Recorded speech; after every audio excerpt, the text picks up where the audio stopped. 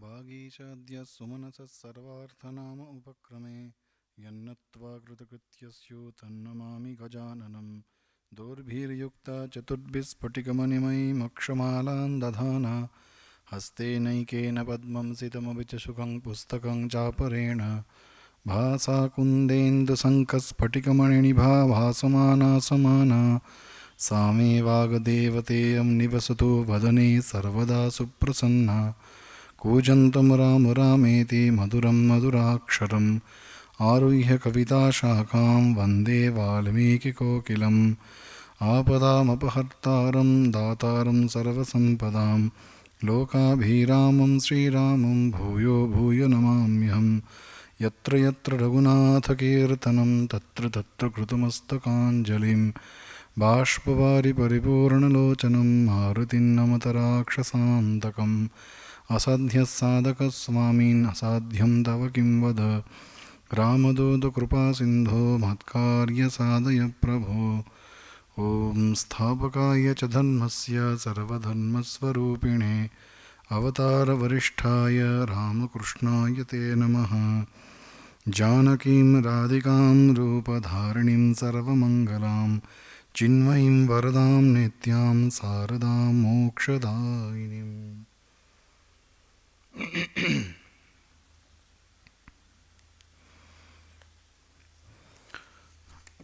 শ্রীরামের অনুধ্যান বাল্মীকি রামায়ণ কথার আজ ৭৯তম পাঠ ও আলোচনা।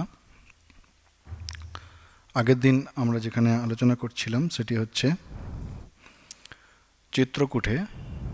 চিত্রকূট পর্বতে শ্রীরাম তিনি সীতা সকাশে চিত্রকূটের যে অরণ্য তার বর্ণনা দিচ্ছেন, প্রাকৃতিক শোভা নিজে উপভোগ করছেন এবং অপরকেও অর্থাৎ সীতাকেও উপভোগ করাবার চেষ্টা করছেন। তিনি হচ্ছেন সীতার স্বামী, পতি, তাই সর্বদা তিনি যাতে সীতা প্রসন্না হন সেই চেষ্টা করছেন। যারা প্রকৃত জ্ঞানী ব্যক্তি হন তারা অপরকে আনন্দ দানের মধ্যেই নিজের আনন্দ খুঁজে পান। পিতা যেমন তার কোনো হারানো সম্পদ যদি তার পুত্র খুঁজে পান তাতে অত্যন্ত খুশি হন, আনন্দিত হন, ঠিক তেমনি জ্ঞানী ব্যক্তিরাও যে কোনো আনন্দের বিষয়ে সেই আনন্দ সকলের সঙ্গে একসঙ্গে উপভোগ করা বা অপরকে উপভোগ করতে সাহায্য করা, তাতেই তাদের আনন্দ। সেই জন্য তারা সদা সুখী। আর যেহেতু তারা পরমানন্দকে অনুভব করেছেন, সেই পরমানন্দ, পরমাত্মা বা আত্মা, ব্রহ্ম যাই বলি না কেন, সেই ঈশ্বর ভগবান দর্শন করলে সেই যে আনন্দ, সেই আনন্দ তারা বুঝতে পারেন যে সেই আনন্দের জন্যই জগতের সমস্ত আনন্দ। আমরা তৈত্তরী উপনিষদে পাই যে সেই ব্রহ্মানন্দের কণিকা মাত্র এই জগৎ সংসারের সকল কিছু আনন্দের উৎসস্বরূপ। সেই আনন্দই হচ্ছে মূল আনন্দ, যার জন্য আমরা সমস্ত আনন্দগুলো উপভোগ করে থাকি।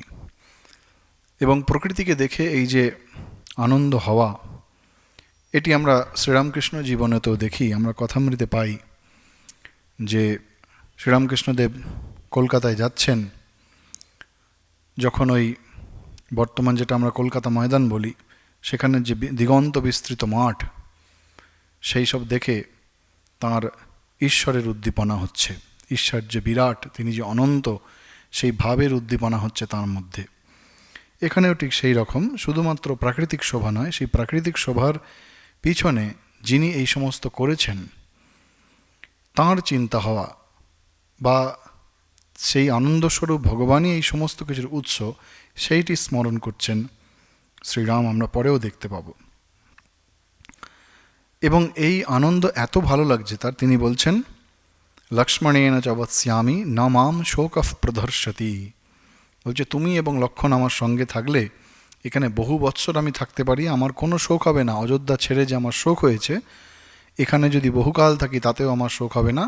তার কারণ এই প্রাকৃতিক শোভা। বলছেন আমি আনন্দেই আছি এখানে। বহু পুষ্প ফলে রম্যে নানাদ্বিজগণায়ুতে বিচিত্র শিখরে হিয়াস্মিন রতবান अस्मि ভামিনী। বলছেন এই পক্ষী সমাকুল, এই বিচিত্র অরণ্য পরিবেষ্টিত এই যে পর্বত শিখর, এখানে আমি আনন্দেই রয়েছি। রতবান अस्मिन् ভামিনী, অর্থাৎ এখানে আমার সমস্ত আনন্দ আমি এখানে পাচ্ছি। অযোধ্যায় ফিরে যেতে না পারলেও কোনো অসুবিধা নাই। আমরা জানি পঞ্চমহাভূত, তা থেকে এই জগৎ সৃষ্টি হয়েছে। আকাশ, বায়ু, অগ্নি, জল এবং ভূমি। আকাশ হচ্ছে এখানে এই যে পক্ষী সমাকুল, তারা সব দিগন্ত বিস্তৃত আকাশের ওপর উড়ে বেড়াচ্ছে, সেই দিকে আকাশ। বায়ু যেটি স্পর্শ দ্বারা অনুভব করা যায়, অগ্নি যেটি রূপ, জল হচ্ছে রস, আর ভূমি হচ্ছে গন্ধ বা পুষ্প। এই যে পাঁচটি পঞ্চমহাভূত, তার বিশাল বহিঃপ্রকাশ হচ্ছে এই বিশাল জগৎ। যিনি পরমানন্দ লাভ করেন তিনি এই পঞ্চমহাভূত, তার স্থূল রূপ হচ্ছে এই জগৎ, এইটি তারা বোধ করেন। সেই জন্য তারা এই জগৎ যেটি আমাদের সামনে আমরা যেটাকে জগৎ বলে দেখছি, তাঁরা সর্বদা সেই জগতের মধ্যেও সেই পরমানন্দ স্বরূপ ভগবানকে দর্শন করেন। অর্থাৎ সেই পরমাত্মা বা আত্মা, ব্রহ্ম বা ঈশ্বর, যার ওপরই জগৎ প্রতিষ্ঠিত, যিনি আছেন বলে এই জগৎ আছেন, সেই অধিষ্ঠানকে তাঁরা সর্বদা দর্শন করেন। সেই জন্য সর্বাবস্থায় তাঁরা আনন্দিত থাকেন। হিন্দিতে একটা কথা আছে, জো আতা হ্যায় উসসে হি তৃপ্তি। যে পরিস্থিতি হোক না কেন তার মধ্যেই তৃপ্তি খুঁজে নেওয়া, আনন্দ খুঁজে নেওয়া।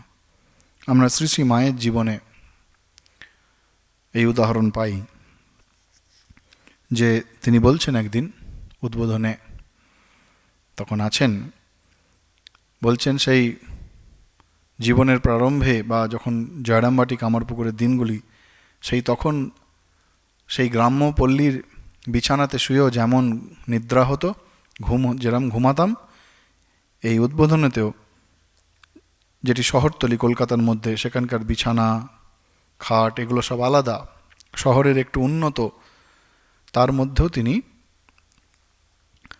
সেই একই আনন্দ অনুভব করছেন। দুটির মধ্যে কোনো পার্থক্য বুঝতে পারছেন না। তার মানে পরিস্থিতি পরিবর্তিত হলেও যারা জ্ঞানী ব্যক্তি, তারা যেহেতু তাদের মন সর্বদা সেই ভগবানে স্থিত থাকে, তারা কখন তাতে বিচলিত হন না।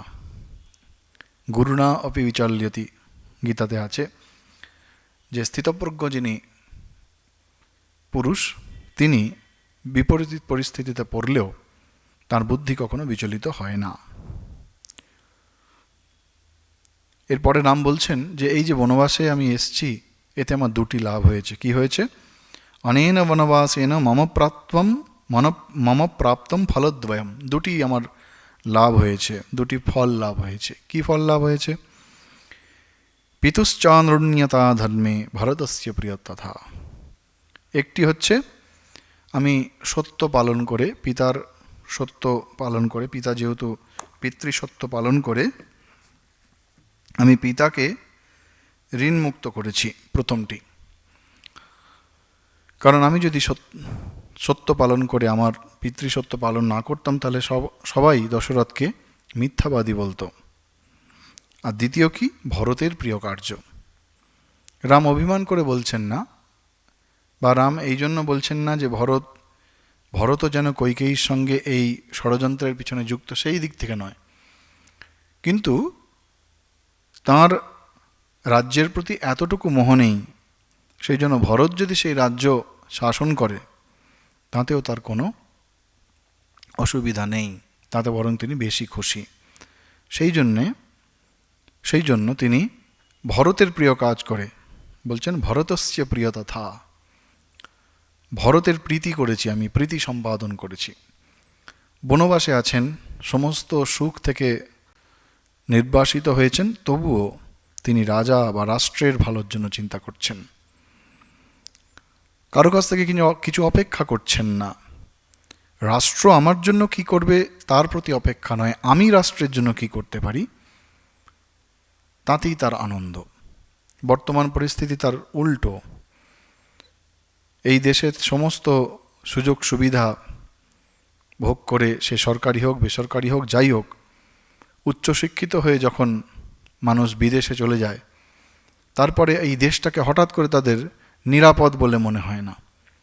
শুধুমাত্র শিক্ষাক্ষেত্রে নয়, সমস্ত ক্ষেত্রে, শিক্ষা হোক, ব্যবসা বাণিজ্য হোক, খেলাধুলা হোক, যাই হোক, আমরা দেখছি আজকাল দিনে একটা প্রবণতা যে সব কিছু এই দেশের হয়ে, দেশে থেকে সব কিছু এই দেশের ব্যবহার করে বিখ্যাত হলাম, তারপরে হঠাৎ করে মনে হলো যে এই দেশটা নিরাপদ নয়।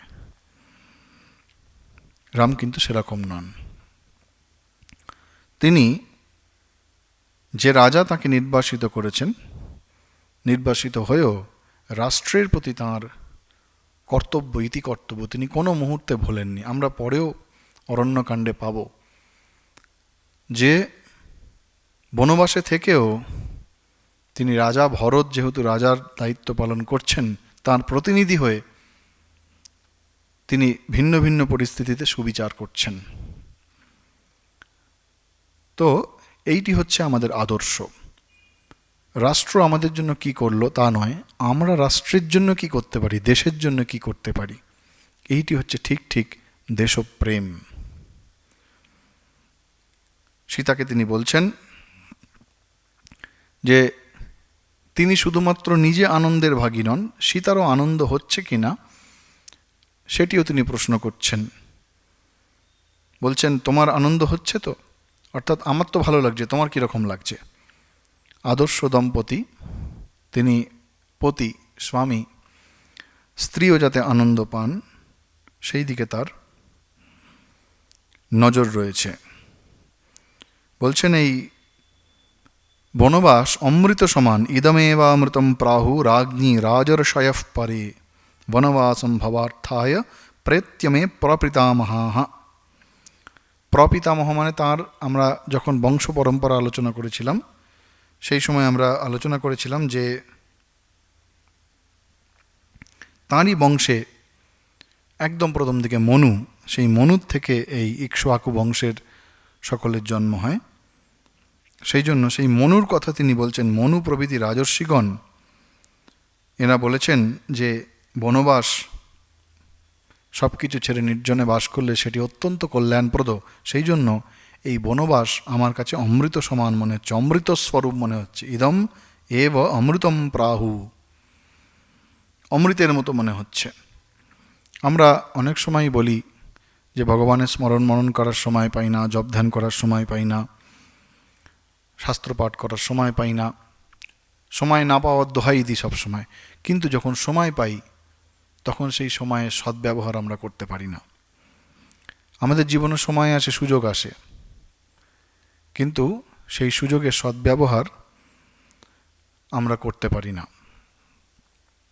স্বামী বিরজানন্দজি মহারাজ তিনি একদম তার জীবনের, সাধু জীবনের প্রথম দিকে তিনি স্বামীজির সেবা করতেন, তিনি স্বামীজির সেবক ছিলেন।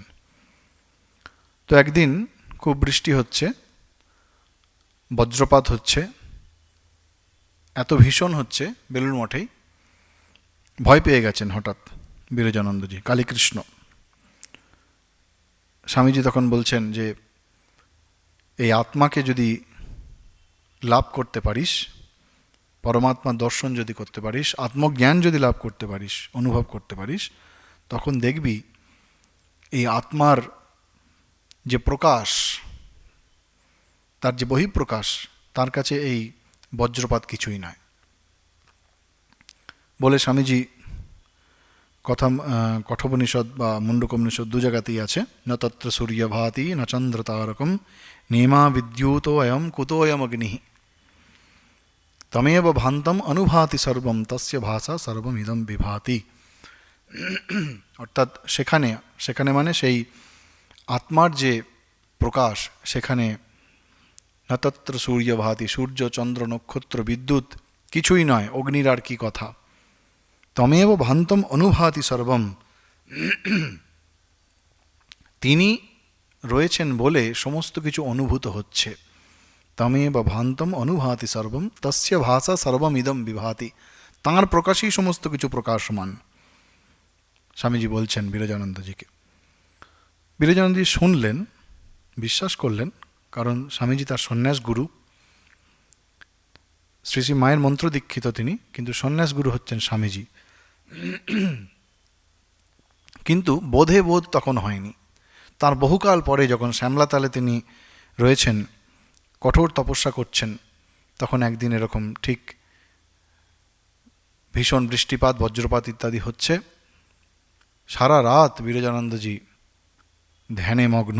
তার সেবক বারবার গিয়ে দেখছেন মহারাজ ধ্যান থেকে বুদ্ধিত হয়েছেন কিনা, কিন্তু না, মহারাজের নিষ্পন্দ শরীর একদম গভীর ধ্যানে মগ্ন। পরে যখন সারা রাত কেটে গেল, সকালে তিনি উঠেছেন এবং পরে সেবককে বলছেন, ইংরেজিতে বলছিলেন, the life is a bundle of lost opportunities. The life is a bundle of lost opportunities. অর্থাৎ আমাদের জীবন, আমরা জীবনে অনেক সুযোগ পাই, কিন্তু সেই সুযোগগুলো হারিয়ে ফেলি। সেই হারিয়ে ফেলা সুযোগগুলির সমষ্টি যেন হচ্ছে আমাদের জীবন। অর্থাৎ সেই স্বামীজির কাছে শুনেছিলেন, শুনে তখন হয়তো বোধে বোধ করতে পারেননি, কিন্তু নিজ অধ্যাবসায়ে তপস্যা দিয়ে, আমরা জানি যারা বিরজানন্দজি মহারাজের জীবনী পড়েছেন তারা জানেন সারা জীবন তপস্যা করতেন, প্রচুর জপ করতেন। মাকে একবার বলছেন যে মা বেশি জপ করতে পারছি না, তুমি আশীর্বাদ করো। কত করছো? মা জিজ্ঞাসা করলেন, বললো মাত্র 30,000 জপ করছি। 30,000।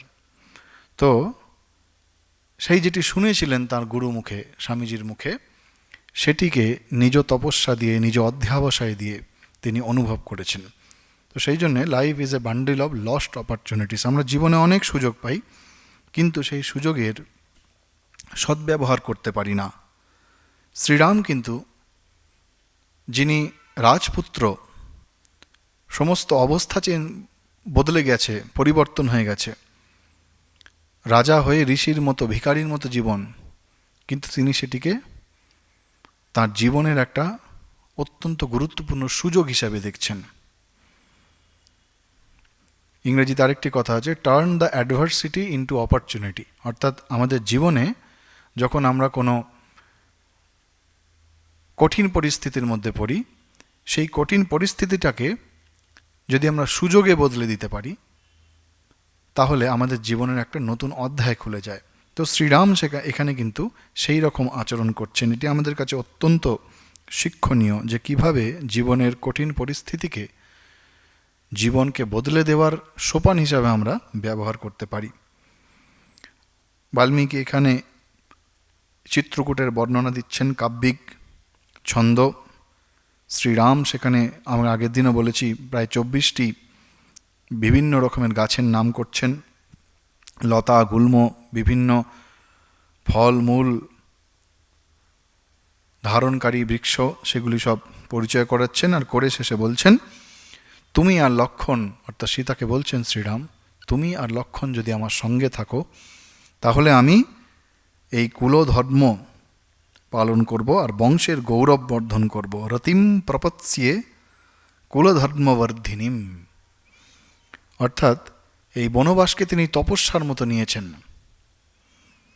এবং সেই তপস্যায় সীতা এবং লক্ষ্মণকে তিনি তার সহযোগিতা চাইছেন। তাদের একদিকে সহযোগিতা চাইছেন, আবার অন্যদিকে তাদেরকে আহ্বান জানাচ্ছেন, তোমরা আমাকে অনুসরণ করো, এতেই তোমাদের মঙ্গল। ভগবান যা কিছু করেন যুগধর্ম পালনের জন্য করেন। সেই জন্য এই যে কঠিন পরিস্থিতিটাকে যদি ইতিবাচক দিক দিয়ে নেওয়া যায়, সেই জন্য তিনি লক্ষ্মণ আর সীতাকে এই কথা বলছেন। আর একই সঙ্গে শ্রীরামের মধ্যে তার নিজ সহধর্মিণী সীতাকে কিভাবে তিনি সীতাকে বোঝাচ্ছেন, সীতার যত্ন নিচ্ছেন। তিনটি জিনিস আছে, আমরা যখন কোনো মানুষকে কিছু বোঝাই তিনটি ভাবে। একটি হচ্ছে প্রভু সংহিতা, যেটি রাজা যখন তার দরবারে কিছু একটা নির্দেশ দেন তখন তিনি হচ্ছেন রাজার মতো বলেন, আর অন্যদেরকে সেটি অনুসরণ করতে হয়। সেটি হচ্ছে প্রভু সংহিতা, প্রভুর মতো বলা। দ্বিতীয়টি হচ্ছে সুহৃদ সংহিতা, বন্ধুর মতো হয়ে বলা কাউকে, মিত্রস্থানীয়, তার সমকক্ষ, সমবয়স্ক বা যাই হোক সেইভাবে পরামর্শ দেওয়া, সেটাকে বলে সুহৃদ সংহিতা। আরেকটি রয়েছে কান্তা সংহিতা, অর্থাৎ স্ত্রী যেভাবে তার নিজের স্বামীকে বোঝান, পতিকে বোঝান, স্ত্রী তিনি জানেন যে স্বামী তার থেকে শ্রদ্ধেয়, সেইভাবে বোঝান। এখানে যেন উল্টো হয়েছে, সীতাকান্ত শ্রীরাম, মানে সীতা হচ্ছেন শ্রীরামের স্ত্রী, কিন্তু রাম যেভাবে সীতাকে বোঝাচ্ছেন সেটি হচ্ছে স্ত্রী যেমন স্বামীকে বোঝায়, রাম যেন সেইভাবে বোঝাচ্ছেন, নিজেকে সীতার থেকে তিনি নামিয়ে নিয়ে এসেছেন। সীতার যে ধাপ, সীতা থেকে যেন তিনি নগণ্য, সীতা যেন তাঁর থেকে উচ্চতন, ঊর্ধ্বতন, এইভাবে শ্রীরাম বোঝাচ্ছেন। ওই চিত্রকূট পর্বতের কাছে মন্দাকিনী নদী রয়েছে। এই মন্দাকিনী নদী, এটি একটি অন্য নদী, চিত্রকূট হচ্ছে মধ্যপ্রদেশ বর্তমান যেখানে। তো এই মন্দাকিনী নদী ওখান দিয়ে বয়ে যাচ্ছে, সেই নদীর শোভা শ্রীরাম বর্ণনা করছেন। আবার বাল্মীকি শ্রীরামের মাধ্যমে কাব্যিক ছন্দে মন্দাকিনীর বর্ণনা দিচ্ছেন। আর শুধুমাত্র প্রাকৃতিক বর্ণনা নয়, তার মাঝে আধ্যাত্মিক রস রয়েছে। কি বলছেন শ্রীরাম? জটাজিন ধারাহ কালে বলকলোত্তরবাসসহ ঋষয়স্ত্ববগাহন্তে নদীম মন্দাকিনীম প্রিয়ে। বলছেন সীতা, তুমি শুধু প্রাকৃতিক শোভা দেখো না, দেখো জটাধারী ঋষিরা বলকল, মৃগচর্ম ইত্যাদি ধারণ করে যারা তপস্বী, তারা এই মন্দাকিনীর জলে স্নান করতে এসেছেন। মুনয়ঃ সংশ্রিতব্রতাঃ, এরা সব ব্রতপরায়ণ, এরা সব তপস্বী। সুতরাং এই প্রাকৃতিক শোভা যেখানে নির্জন, সেই নির্জনতাকে শুধুমাত্র সেই নির্জনতার সৌন্দর্য উপভোগ করা নয়, সেই নির্জনতাকে সাধনার অঙ্গ হিসেবে তাকে ব্যবহার করা। আর কি বলছেন? বলছে নদীর উভয় তীরে এই যে পত্র পুষ্প শোভিত বিশাল বিশাল বৃক্ষগুলি কম্পিত হচ্ছে বায়ুর জন্য, হাওয়াতে যে হেলছে, যেন মনে হচ্ছে তারা আনন্দে নৃত্য করছে। এইভাবে সব বর্ণনা করছেন। করে তিনি বলছেন যে এখানে থাকা সৌভাগ্যময়। দর্শনম চিত্রকূটস্য মন্দাকিন্যাশ্চ শোভনে অধিকম পুরবাসাচ্চ মন্যে তব চ দর্শনাৎ। বলছেন হে সীতে, এই চিত্রকূট এবং মন্দাকিনীর দর্শন আর তোমার সঙ্গ যদি আমার সঙ্গে থাকে, তা অযোধ্যা নগরীতে বাস করার থেকেও আনন্দপ্রদ। অযোধ্যা নগরী, তার অযোধ্যা অত্যন্ত প্রিয়। পরের দু একটা শ্লোকের পরেই বলবেন অযোধ্যা তার কত প্রিয়। কিন্তু এই প্রাকৃতিক শোভার মধ্যে এবং তার সঙ্গে আধ্যাত্মিক পরিবেশ, এই দুটো মিলে তার মধ্যে যে অদ্ভুত একটা আনন্দ সৃষ্টি করেছে, তাতে বলছেন যে আমি অযোধ্যায় বাসের থেকে অধিকতর আনন্দ লাভ করছি। সেই জন্য বিধূত কল্মষৈহি সিদ্ধৈস্তপোদম সমান্বিতৈহি নিত্য বিক্ষোভিত জলাম বিগাহস্ব মায়াসহ। বলছেন হে সীতে, এই মন্দাকিনীতে দেখো তপস্বীরা যেমন স্নান করছেন, যারা নিজেদের ইন্দ্রিয় দমন করে বিধূত কল্মষৈহি, তারা নিষ্পাপ হয়েছেন। কল্মষ মানে হচ্ছে পাপ। তারা তপস্যা দ্বারা নিজের মন ইন্দ্রিয় সমস্ত সংযম করে নিষ্পাপ হয়েছেন। তারা যেভাবে এই জলে স্নান করেন, চলো আমরাও সেরকম সেই তপস্যার জীবনযাপন করি। এইসব বলে তিনি বলছেন, সীতাকে সামলাচ্ছেন। ত্বম পৌরজনবদ ব্যালান অযোধ্যামিব পর্বতম মন্যস্ব বনিতে নিত্যম সরয়োপদিমাম নদীম। বলছেন যে তুমি এই পর্বতের যে সমস্ত হিংস্র জন্তু রয়েছে তাদেরকে মনে করো অযোধ্যাবাসী, ত্বম পৌরজনবৎ ব্যালানম। আর এই পর্বতকে মনে করো অযোধ্যাপুরী, অযোধ্যাম ইব পর্বতম মন্যস্ব, মনে করো বনিতে নিত্যম সরয়ূ বদিমাম নদীম। আর এই যে মন্দাকিনী নদী প্রবাহিত হয়েছে এটিকে তুমি সরয়ূ মনে করো। অর্থাৎ অযোধ্যা তার জন্মভূমি, জন্মভূমির প্রতি তার ভালোবাসা, তার প্রীতি এতটুকু কমেনি। সেই জন্য সীতাকেও সেইভাবে বোঝাচ্ছেন, তুমি চিন্তা করো যে এই যে পর্বতটি এটি যেন সেই অযোধ্যাপুরী, আর এখানে যত জন্তু জানোয়ার সব জীব আছে জঙ্গলের মধ্যে তারা হচ্ছে অযোধ্যার সাধারণ মানুষ, আর এই মন্দাকিনী নদী যেন সরযূ। তাহলে তুমি কখনোই মনে হবে না যে তুমি অযোধ্যার বাইরে আছো। অর্থাৎ একদিকে তিনি এই প্রাকৃতিক শোভা এবং তার আধ্যাত্মিক পরিবেশের বর্ণনা করছেন, অন্যদিকে আবার জন্মভূমির প্রতি তার যে প্রীতি, তার যে প্রেম ভালোবাসা, সেটিকেও তিনি এই দুটোকে জুড়ছেন যেন। আমরা জানি স্বামীজি যখন প্রথমবার আমেরিকা থেকে ফিরে এলেন তখন তাকে কেউ জিজ্ঞাসা করেছিল, এতদিন পরে ফিরছেন ভারতবর্ষে, আপনার কি মনে হচ্ছে? স্বামীজি বলেছিলেন যে আমার দেশকে, জন্মভূমিকে তো আমি ভালোবাসতামই, কিন্তু এখন ভারতবর্ষের প্রতিটি ধূলিকণা আমার কাছে পবিত্রতম মনে হচ্ছে। অর্থাৎ তার দেশপ্রেম যেন আরও বেড়ে গেছে। শ্রীরামচন্দ্রের ক্ষেত্রেও তাই।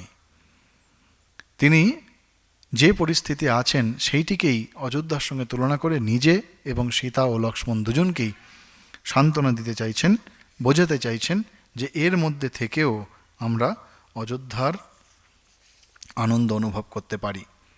তিনি অবতার, তাই লোকশিক্ষার জন্যই তিনি এই সমস্ত কথা বলছেন যে এই মন্দাকিনীর তীরে আমি ত্রিসন্ধ্যা, গায়ত্রী বন্দনা ইত্যাদি তপস্যা করব।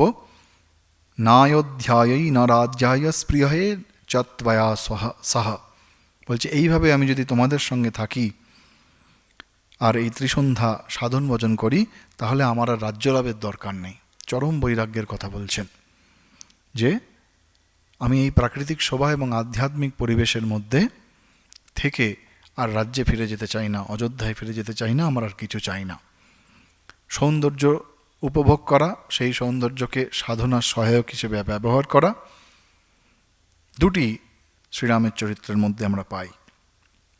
তিনি একজন আদর্শ পতি, সেই জন্য সীতা এবং লক্ষ্মণ দুজনকেই তিনি যেমন বাবা তার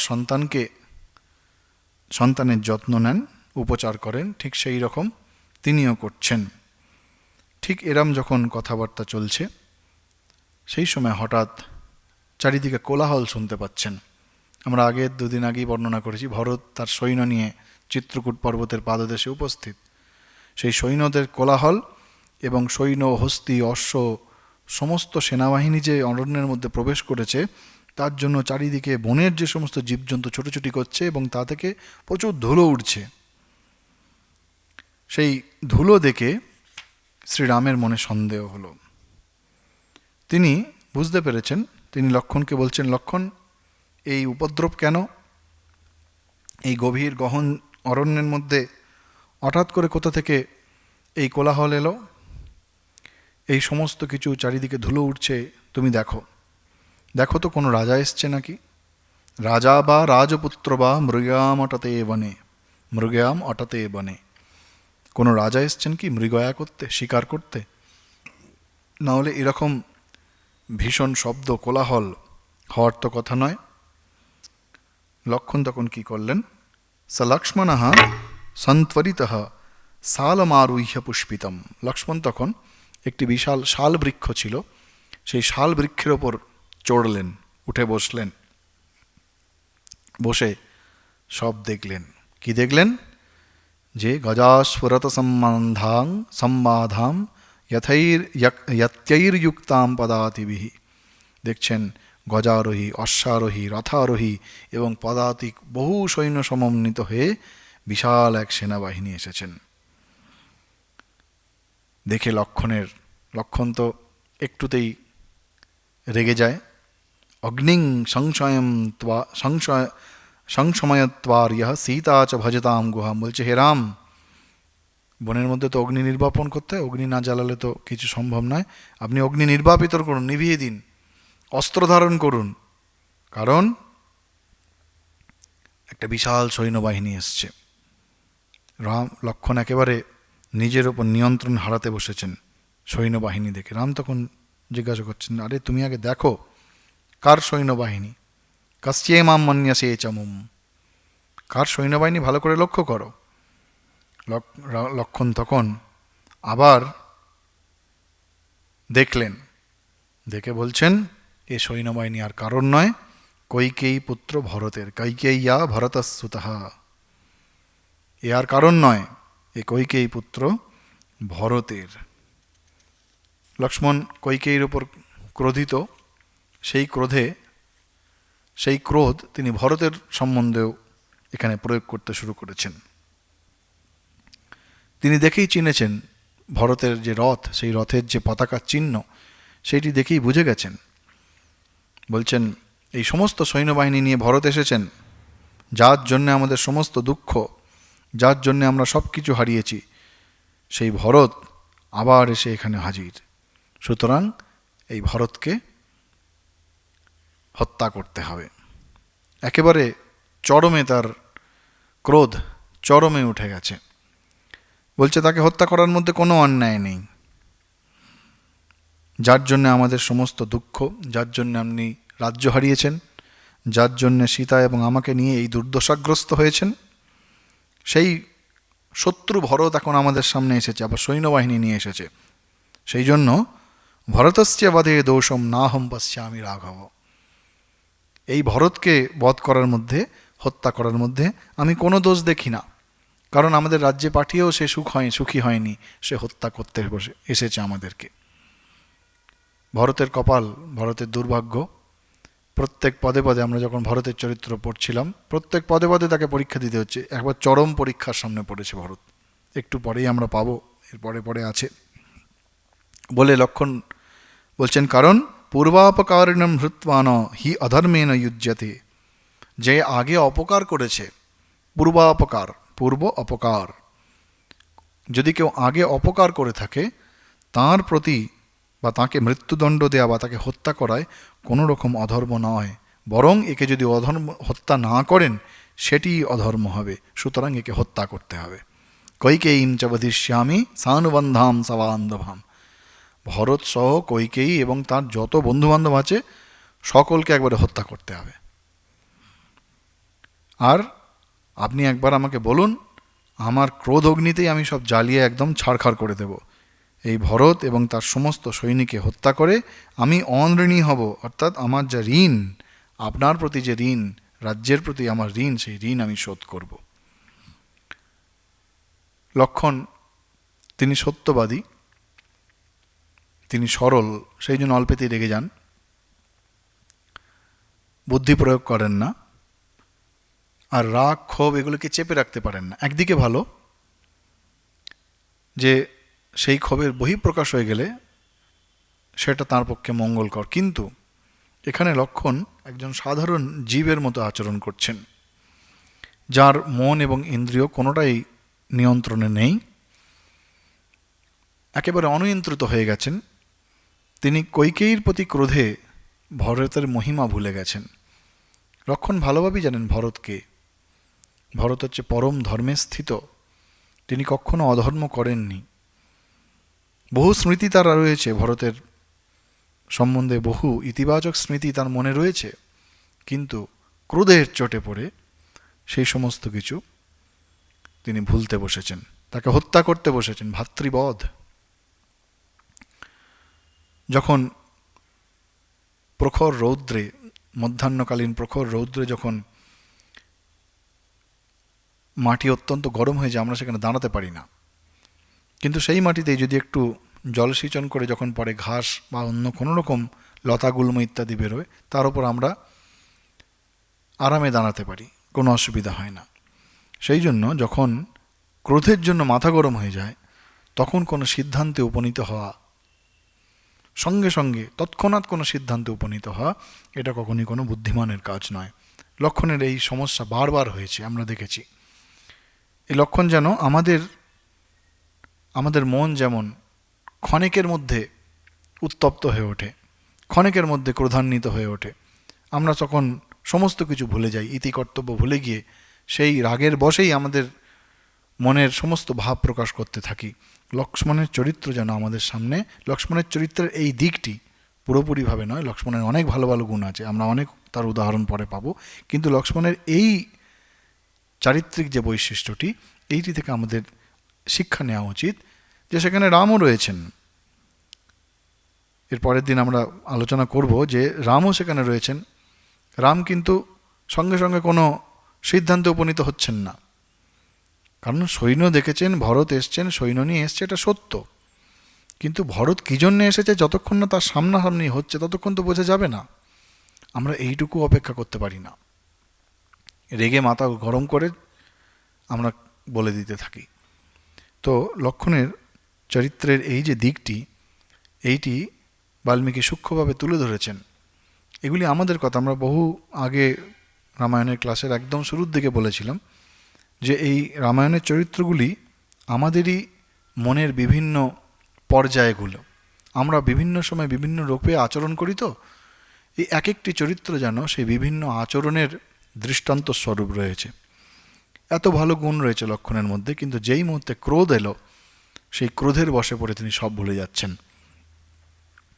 শ্রীরামকৃষ্ণদেবের জীবনের একটি ঘটনা আমরা মনে করি এই ক্রোধ প্রসঙ্গে, যে একবার শ্রীরামকৃষ্ণদেবের ইচ্ছা হয়েছে পান খাবেন। তিনি শ্রী রাখাল মহারাজ ব্রহ্মানন্দজিকে বলছেন আমার জন্য পান সেজে নিয়ে আয়।